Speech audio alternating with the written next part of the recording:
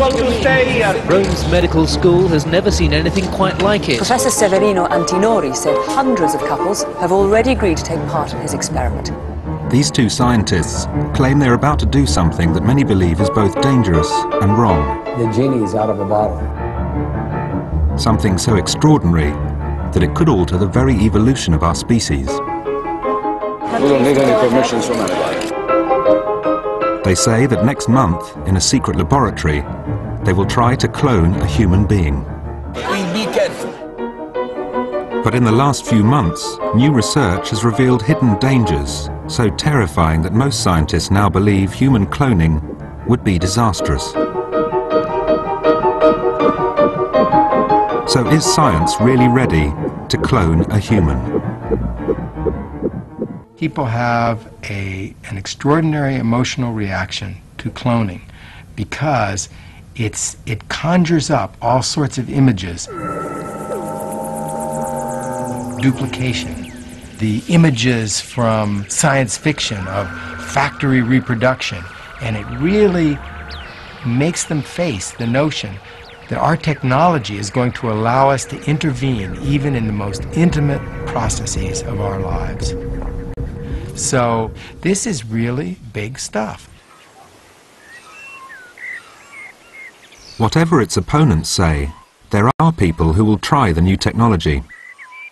For infertile couples who cannot make babies with sperm and eggs, cloning is a medical breakthrough that could give them children of their own.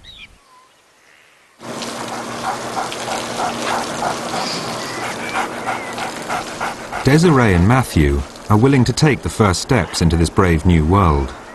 2 years ago, cancer treatment left Desiree infertile. I'll look at Matt and I'll look at, people our age, and they're just getting started with their family, and their wife is pregnant, and they're so excited, it's their first baby, and it makes me sad to think that I'll never be able to do that for him.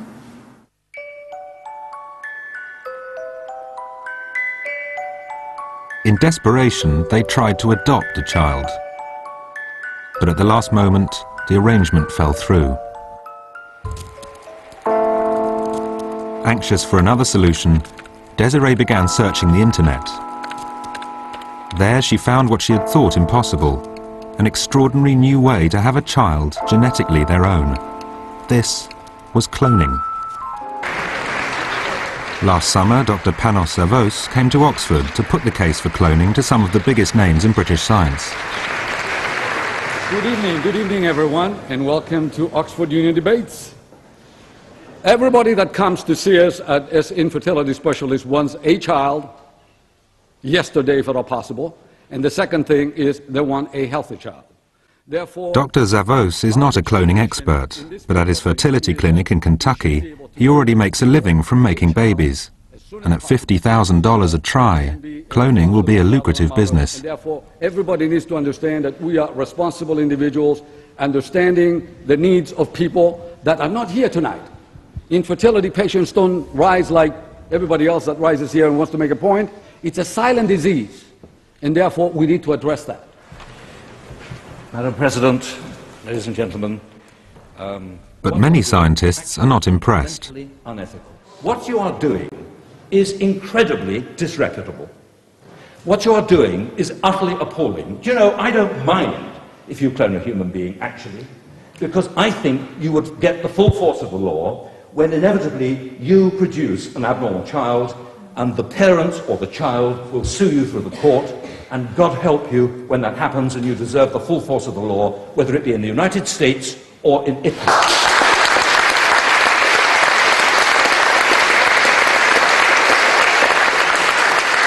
What Dr. Zavos and his colleagues are proposing has so far only ever been done in animals.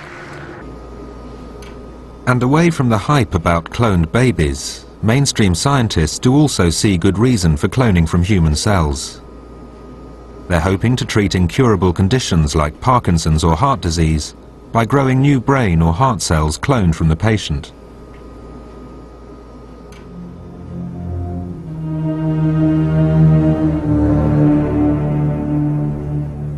But behind all the optimism lies a stark reality. At the Roslin Institute, the lab which made history with Dolly, scientists have found their success very hard to repeat. For every 100 cells injected into eggs, typically only 2 or 3 clones will be born alive. Most will either fail to start growing into an embryo at all, or fail to implant in the womb. And in the few cases where pregnancies begin, many of the cloned animals die before they even make it to birth. It can happen at any time during the development of pregnancy.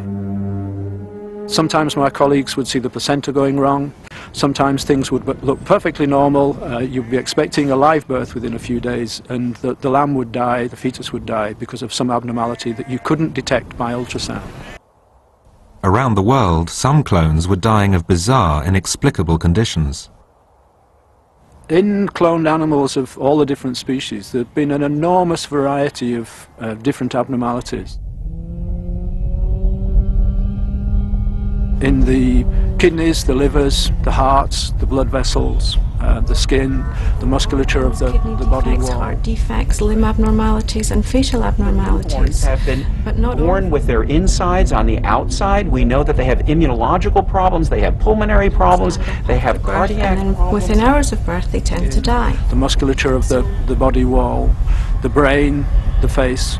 Some of them are able to breathe, but only breathe if they're on oxygen. Who ever heard of a calf grazing with oxygen on its back?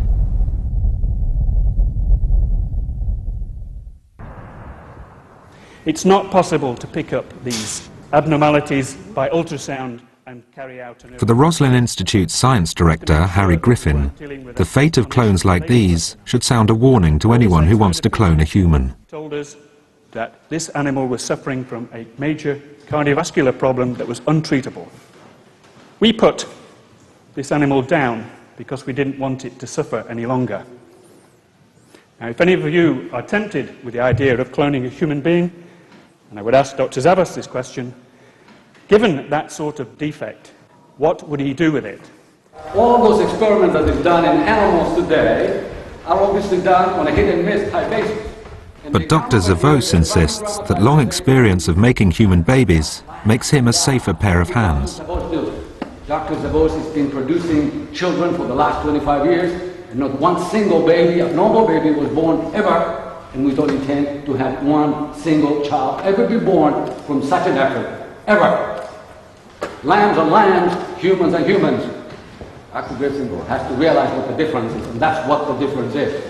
Thank you. The difference in this case, of course, is that in the UK and elsewhere we're allowed to experiment on lambs, we're not allowed to experiment on human beings.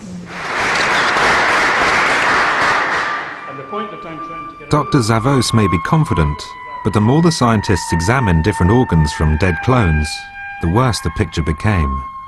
They found a bizarre array of deformities never seen in nature.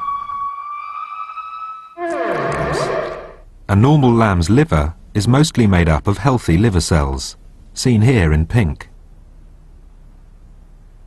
But in the clones, most of the liver was made of strange, unspecialized cells that couldn't function as liver cells.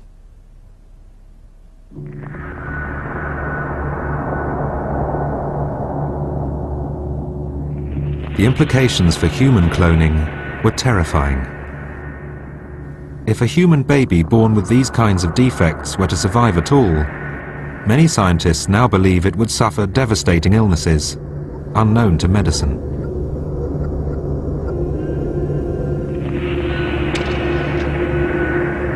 But Dr. Zavos and his Italian associate, Dr. Severino Antinori, are confident they can produce healthy human clones. We have no intentions to step over dead bodies or deformed babies to accomplish this.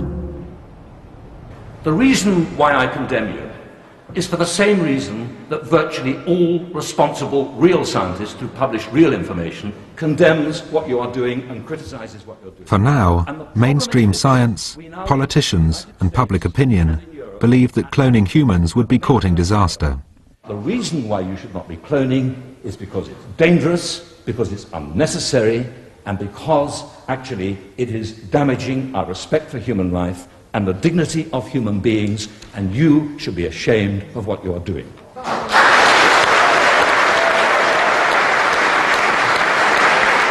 but the momentum towards cloning may be unstoppable. We either do it right, ladies and gentlemen, or we don't do it. And those, incidentally, that wish to ban this technology, and I said this to the U.S. Congress, and I'm going to say that to you tonight, they're not going to be the Neil Armstrongs that would fly us to the moon and walk us on it.